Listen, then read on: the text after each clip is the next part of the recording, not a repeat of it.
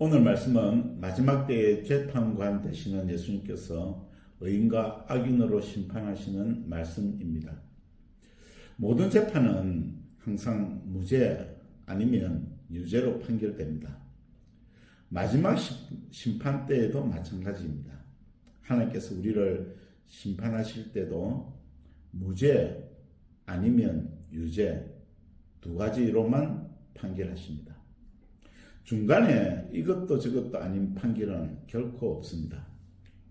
예수님께서 그것을 양과 염소로서 비유하신 것입니다. 오른편의 양은 영생으로, 왼편의 염소는 영벌로 심판하신다는 것이죠. 너무나 무섭고 엄중한 심판입니다. 마지막 심판은 세상에서 육신 가운데 살았던 삶을 심판하시죠. 그러므로 우리는 이 세상에서 어떻게 살았는가는 너무나 중요합니다.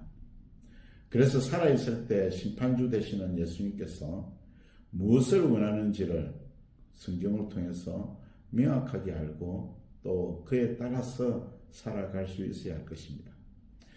그래서 염소의 자리가 아니라 양의 자리에서 영원한 생명을 누리며 살아야 하지 않겠습니까?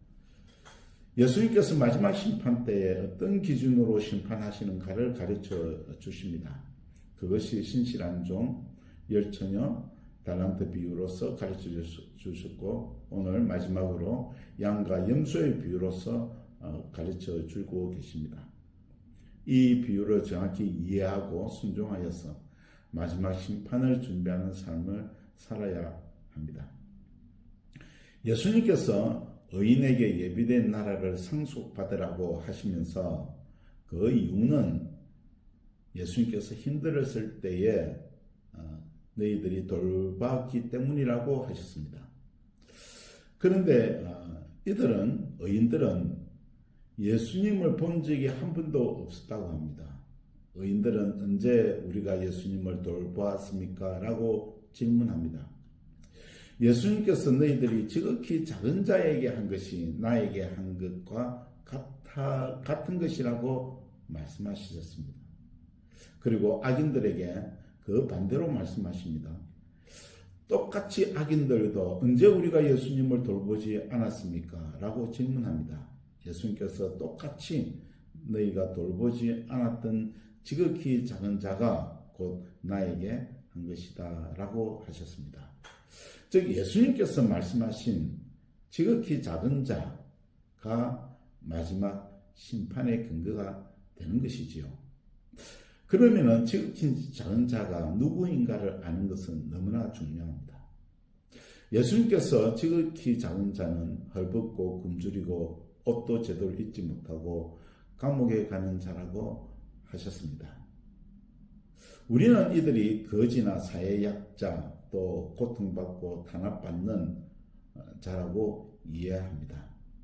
그래서 많은 교회들이 이것을 위해서 구제하고 사회 정의를 강조하고 또 적극적으로 활동을 하고 있습니다.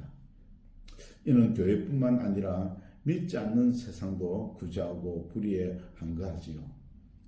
예수님께서 그런 자를 도우지 않으면 영불에 들어간다고 하셨기 때문입니다. 그래서 구원의 근거를 선한 행위에서 답을 찾는 것입니다.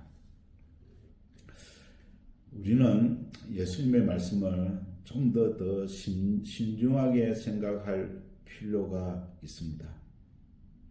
참으로 지극히 작은 자가 사회의 약자라면 우리는 지금 교회에서 예배를 드리는 것이 아니라 우리의 재산을 다 팔아서 세상에 나가 구제하고 사회 부조리를 척결하는 데 앞장서야 합니다. 왜냐하면 그것이 우리의 구원의 조건이 된다고 예수님께서 말씀하시기 때문이죠. 여러분 참으로 예수님께서 말씀하신 지극히 작은 자가 과연 사회의 약자일까요? 그런데 성경에서 지극히 작은 자를 똑같이 표현한 내용이 있습니다. 즉 사도 바울이 고백한 내용입니다. 사도 바울은 고린도후서 11장에서 이렇게 자신의 사역에 관해서 말씀하고 있습니다. 또 수고하며 애쓰고 또 헐벗지 여러 번 자지 못하고 줄이며 목마르며 여러 번 굶고 춥고 헐벗었다 라고 자기 사역을 이렇게 고백합니다. 그리고 또 자신을 사도 중에 지극히 작은 자라고 고린도전서 15장에서 고백하고 있습니다. 예수님께서 말씀하신 지극히 작은 자하고 너무 비슷하지 않습니까? 예수님께서 지극히 작은 자를 사도 바울의 고백을 그대로 말씀하시는 것은 아닐까요?